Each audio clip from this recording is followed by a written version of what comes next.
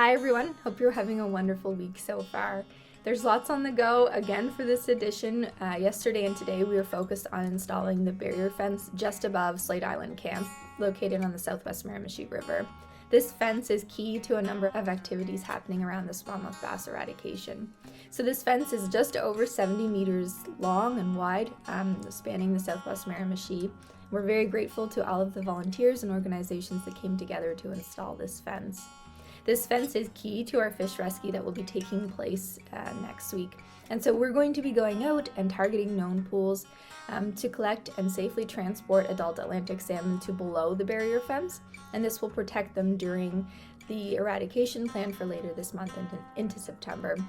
This barrier fence is also key for migrating adult Atlantic salmon. So as they're heading upstream to spawn, this barrier fence will prevent them from moving into the treatment area, and then after we remove it in late September, the adult salmon can continue their migration to spawn upstream in the southwest Miramichi River. So it's really great to have this job knocked off, but there's a number of tasks that still need to happen before the eradication can take place. Again, thank you to all of the volunteers that have been coming out and helping us with all of these project tasks. I was able to shadow our field team last week for cold water restoration, and it was such satisfying work to go to previously restored pools and put in that maintenance needed to make sure that they're still doing what they're supposed to be doing. So we were able to target a number of brooks and known pools, remove debris that's hindering fish movement and cold water movement, and ensure that cold water is getting to where it's supposed to be. Our field team has been all over the Miramichi watershed to ensure that cold water is getting into the river and protecting Atlantic salmon, especially during our summer weather conditions. It's a great summer to be an Atlantic salmon. The temperature has been holding really nice. We haven't seen temporary pool closures at all, although we're still active on the Warm Water Protocol Committee that is spearheaded by DFO. It's also great to see water levels where they are, although it was a little bit hindering to our fence installation yesterday, but water levels look really good for Atlantic salmon moving up the river system.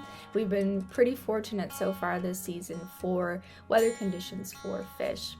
Our field team is also moving into electrofishing. That's a tool that we use for juvenile assessments, so we can have a really good understanding of where population levels are at. Things continue at the hatchery. Our field team, our student team are all very busy. Students have worked out really well so far this summer. We're very grateful to their help as well.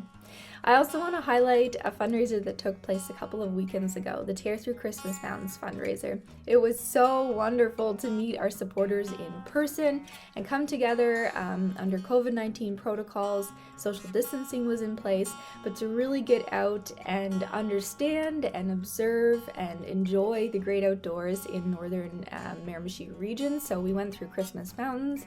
There are a number of stations and stops for participants to get to know the area a little bit better and what MSA is all about.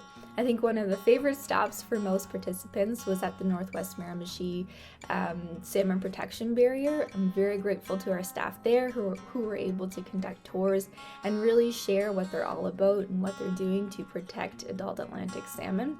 And that's critical for their spawning as they move up throughout the watershed, upstream into the headwaters to spawn later this fall.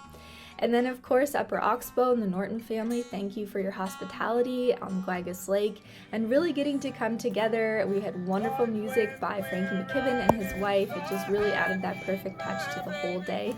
It was great to see so many families come out. In several instances, we had 3 generations of family come together to just get outside, enjoy the great outdoors, and support Miramichi Salmon Association and conservation efforts. So all of the funds raised are going directly back into our conservation programs, and so hopefully that was rewarding for participants to see that not only were they able to get out and enjoy this tour, but all of their support goes directly back into our field programs, so they're having a direct impact on saving our salmon. For more information and details on our ongoing activities, you can visit us on our social media pages and on our website. There's lots of moving parts for the smallmouth bass eradication. If you'd like to get involved or help us at all or understand the project better, you can always reach out to our office. Thanks for your ongoing support and have a wonderful week. To learn more about the Miramichi Salmon Association, visit our website for updates from the field, upcoming events, and more information about who we are and what we do. You can find this all at miramishisalmon.ca, or you can visit us on our social media channels, including Facebook, Instagram, Twitter, and YouTube. We have timely updates through all of our social media pages so you can stay in the loop with all the work we're doing to conserve Atlantic salmon.